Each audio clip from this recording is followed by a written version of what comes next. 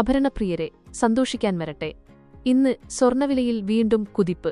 ഒരു പവൻ സ്വർണത്തിന് 1920 രൂപയാണ് വർദ്ധിച്ചിരിക്കുന്നത്. ഇതോടെ 1,13,760 രൂപയായിരുന്ന സ്വർണ്ണവില 1,15,680 എന്ന നിരക്കിലേക്ക് ഉയർന്നിരിക്കുകയാണ്. ഒരു ഗ്രാമിന് 240 രൂപ വർദ്ധിച്ച് 14,220 രൂപയിൽ നിന്ന് 14,460 രൂപയിലേക്കാണ് ഉയർന്നത്. ഇന്നലെ മാത്രം 2 തവണയാണ് സ്വർണ്ണവില ഇടിഞ്ഞത്. രാവിലെ 1,14,240 രൂപയായിരുന്നിടത്ത് വൈകുന്നേരത്തോടെ 1,13,760 രൂപയിലേക്ക് താഴുകയായിരുന്നു. ഇന്നലെ രാവിലെ മാത്രം സ്വർണ്ണവിലയിൽ 1,920 രൂപയുടെ കുറവാണ് രേഖപ്പെടുത്തിയത്.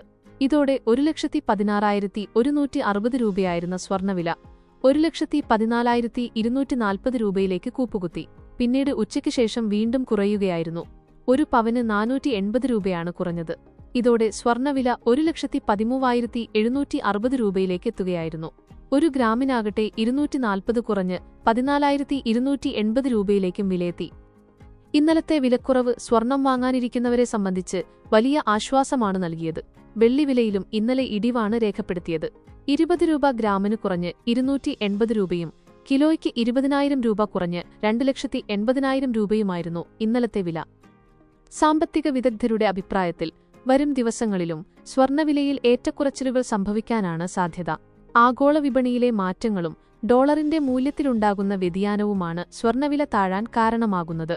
വരും ദിവസങ്ങളിലും അന്താരാഷ്ട്ര തലത്തിൽ സാമ്പത്തിക മാറ്റങ്ങൾ തുടരുകയാണെങ്കിൽ വിലയിൽ നേരിയ ഇടിവ് ഇനിയും പ്രതീക്ഷിക്കാവുന്നതാണ്.